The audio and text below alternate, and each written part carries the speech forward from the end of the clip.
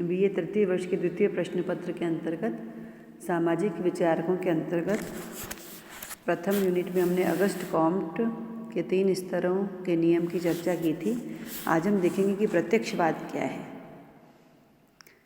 समाजशास्त्र के बहुत से संस्थापकों का विश्वास था कि मानव और समाज का अध्ययन उन्हीं सिद्धांतों और पद्धतियों के आधार पर किया जा सकता है जैसा कि प्राकृतिक नियम विज्ञानों का किया जाता है। इसी उपागम को हम प्रत्यक्षवाद के नाम से जानते हैं। अगस्ट कॉम्ट इसके प्रतिपादक हैं। जिन्होंने समाजशास्त्र शब्द का सर्वप्रथम प्रयोग किया था वे ही इसके जन्मदाता हैं और फादर ऑफ सोशियोलॉजी हैं। उनका मानना था कि जिस प्रकार प्राकृतिक विज्ञानों में पदार्थ के व्यवहार को कारण व प्रभाव के आधार पर समझा जा सकता है, उसी प्रकार मानव के व्यवहार को भी कारण एवं प्रभाव अर्थात कार्य कारण संबंध के आधार पर समझा जा सकता है। समाजशास्त्र में इस प्रत्यक्षवादी उपागम की चर्चा सर्वप्रथम अगस्ट कॉम्ट ने ही की। जिस प्रकार पदार्थ के व्यवहार को वजन, तापमान, दबाव आदि के आधार पर मापा जा सकता है, उसी प्रकार मानव व्यवहार को मापने के लिए भी कई वैज्ञानिक पद्धतियों का विकास किया जाता है। व्यवहार की व्याख्या करने के लिए भी माप अति आवश्यक है और इस रूप में अवलोकन करना प्रत्यक्षदर्शी है, अर्थात समाज की घटनाओं और सामाजिक अनुसंधानों के अंतर्गत अवलोकन के द्वारा हम वैज्ञानिक पद्धति का प्रयोग करते हुए किसी भी घटना की व्यवहारिक जांच कर सकते हैं। प्रत्यक्षवाद का अर्थ यह है कि प्रत्यक्ष रूप से अवलोकित किया जा सकता हो ऐसा व्यवहार जिसे प्रत्यक्ष रूप से देखा जा सकता हो। जिन कारकों को प्रत्यक्ष रूप से अवलोकित नहीं किया जा सके, जैसे भावनाएं, उद्देश्य महत्वपूर्ण नहीं है और कई बार ये भ्रम उत्पन्न करने वाले भी हो सकते हैं। जैसे कि यदि समाज के अधिकांश सदस्यों से विवाह के बारे में पूछा जाए या विवाह के बारे में अध्ययन किया जाए तो कई अलग अलग तरह के हमें उत्तर उद्देश्य प्राप्त होते हैं।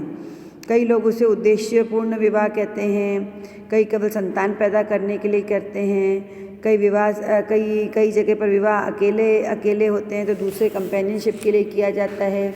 तीसरा मानता है कि उसने विवाह इसलिए किया जाना चाहिए। इस प्रकार अलग अलग गतिविधि या व्यवहार के पीछे अलग अलग उद्देश्य होते हैं और इन उद्देश्यों के आधार पर कार्य कारण की संबंध स्थापना कर किसी सिद्धांत तक नहीं पहुंचा जा सकता, ऐसा माना जाता है। प्रत्यक्षवादी अवलोकित किए जाने वाले तथ्यों पर इस कारण से बल देते हैं कि मानव व्यवहार की व्याख्या उसी तरीके से की जा सके जिस तरीके से प्राकृतिक विज्ञानों में पदार्थ के व्यवहार की व्याख्या की जाती है। इसके लिए तटस्थता बहुत जरूरी है, इसके लिए वस्तुनिष्ठता और अवलोकन बहुत जरूरी है। उदाहरण के रूप में समाज की मांग की अनुक्रिया के रूप में वे विवाह करते हैं और संतान उत्पन्न करते हैं, तो समाज को अपने अस्तित्व को बनाए रखने के लिए इस प्रकार के व्यवहार की आवश्यकता पड़ती है। इसी आवश्यकता की प्रतिक्रिया के रूप में समाज के सदस्य विवाह करते और संतान उत्पत्ति करते हैं। प्रत्यक्षवादियों की स्पष्ट मान्यता है कि मानव व्यवहार का एक विज्ञान संभव है और समाजशास्त्र का भौतिक शास्त्र, रसायन शास्त्र तथा जीव शास्त्र के समान वैज्ञानिक स्थिति प्राप्त करने का पूरा अधिकार है। अगस्ट कॉम्ट की स्पष्ट मान्यता रही है कि सामाजिक जगत का व्यवहार उन्हीं नियमों के आधार पर निर्देशित होता है जिनके आधार पर हम प्राकृतिक जगत का व्यवहार निर्देशित होता है। कुछ समकालीन समाजशास्त्रियों ने समाजशास्त्र के विज्ञान होने में कोई शंका और संदेह भी प्रस्तुत किया था, लेकिन कॉम्ट इस बात पर अड़े रहते हैं कि मानव व्यवहार के अध्ययन के लिए इसी पद्धति का उपयोग किया जाना चाहिए और इसी को हम प्रत्यक्षवाद कहते हैं।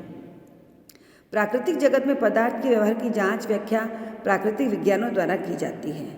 प्राकृतिक विज्ञान यह मानकर चलता है कि पदार्थ अपरिवर्तनीय होता है और अपरिवर्तनीय नियमों पर ही आधारित होता है, जबकि ऐसा माना जाता है कि सामाजिक घटनाएं परिवर्तनशील होती हैं। इस बात को हम एक उदाहरण से भी समझ सकते हैं।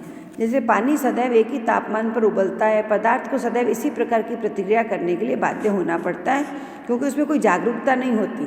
जैसे पानी उबलता है तो 100 डिग्री पर वह भाप बन ही जाएगा। इसका कारण यह कि पदार्थ के अपने कोई उद्देश्य, भावनाएं, इरादे नहीं होते जो उसके व्यवहार को निर्धारित कर सके। पदार्थ बाहरी उत्तेजना का किसी रूप में कोई अर्थ नहीं लगाते और उसे प्रेरणा की अनुक्रिया के रूप में निश्चित व्यवहार या प्रतिक्रिया करने के लिए ही बाध्य है। यही कारण है कि प्राकृतिक वैज्ञानिक को पदार्थ के व्यवहार की व्याख्या करने के लिए उनकी आंतरिक जागरूकता की खोज करने की जरूरत नहीं पड़ती है। प्राकृतिक वैज्ञानिक पदार्थ के व्यवहार को व्यवस्थित रूप से अवलोकित करता और मापता है। इन अवलोकनों के परिणामों को वो वैश्विक तथ्यों वस्तुओं पर लागू करता है। इसी प्रकार सामाजिक जगत और प्राकृतिक जगत में व्यवहार एक से नियमों द्वारा ही निर्देशित होता है, ऐसा प्रत्यक्षवादियों का मानना है। यदि हम ऐसे सिद्धांतों को निरंतर अवलोकित और माप किए जाएं, ऐसे तथ्यों को, तो हम सामाजिक विज्ञानों के सिद्धांत की चरम सीमा पर भी पहुंच सकते हैं। मनुष्य और पदार्थ दोनों में प्राकृतिक जगत के भाग या अंश हैं और इस प्रकार इन दोनों का व्यवहार प्राकृतिक नियमों द्वारा ही निर्देशित होता है।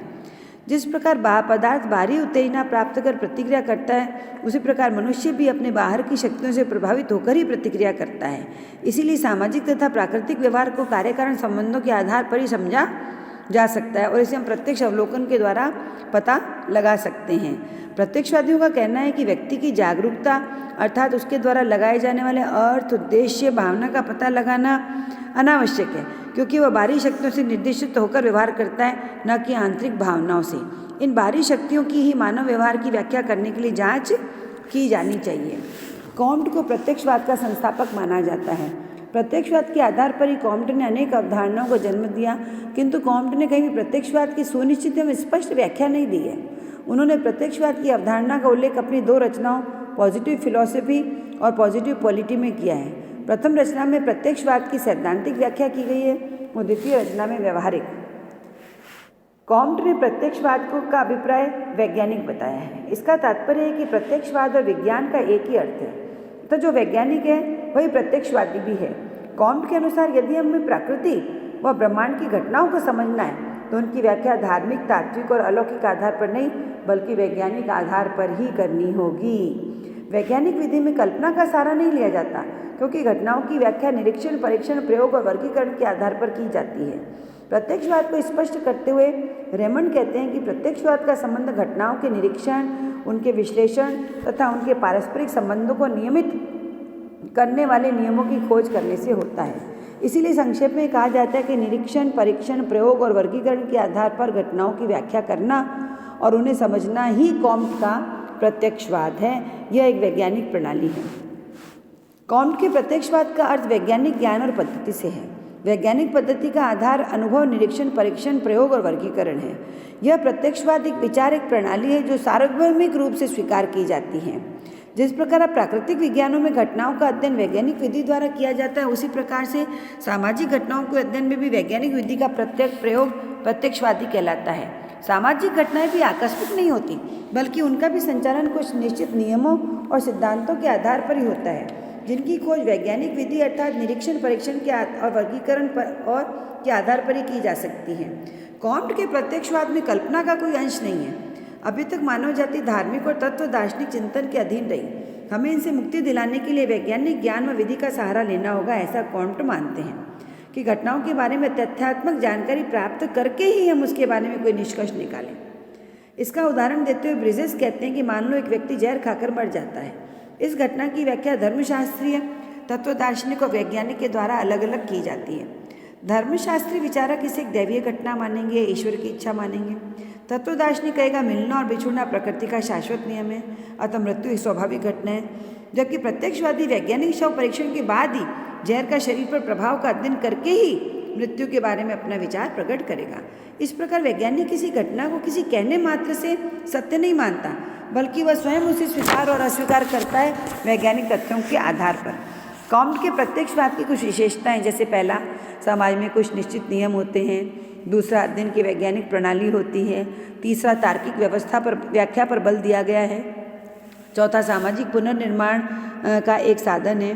पांचवा, प्रत्यक्षवाद एक मानवतावादी धर्म है। छठा, ज्ञान से संबंधित है। सातवां, धर्म एवं विज्ञान का संबंध माना गया है। प्रत्यक्षवाद की कुछ विशेषताएं रोलिन ने बताई हैं, जैसे प्रत्यक्षवाद अलौकिक शक्तियों से असंबंधित है। वह ईश्वरवादी नहीं है, यह भाग्यवादी नहीं है, यह आशावादी नहीं है, यह भौतिकवादी नहीं है, क्योंकि भौतिक शक्तियों को भौतिक शक्तियों के अधीन करता है। इसका संबंध वास्तविकता से है, कल्पना से नहीं है। इसका संबंध उपयोगी ज्ञान से है, न कि समस्त ज्ञान से। इसका संबंध यथार्थ ज्ञान से है, न कि अस्पष्ट विचारों से। साविवी सत्य से है, न कि शाश्वत सत्य से।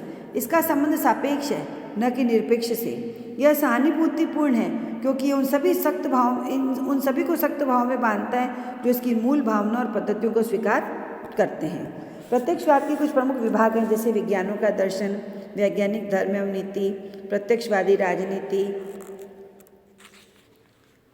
एक राजनीतिक प्रत्यक्षवादी राजनीति, इनकी चर्चा हम अगली कड़ी में करेंगे।